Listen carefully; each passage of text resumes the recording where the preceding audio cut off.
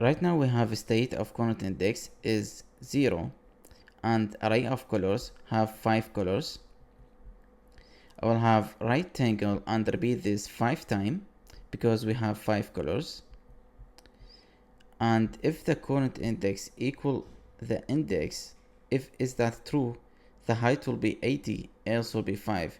So the current index is 0. This is why the blue is 80. In this function, every 0.25 second will add a +1 to the current index. Repeat this 5 times and start from the 0. On appear, we'll run this function when this view appears. So right now there is no animation, but I will just add an animation to the current index.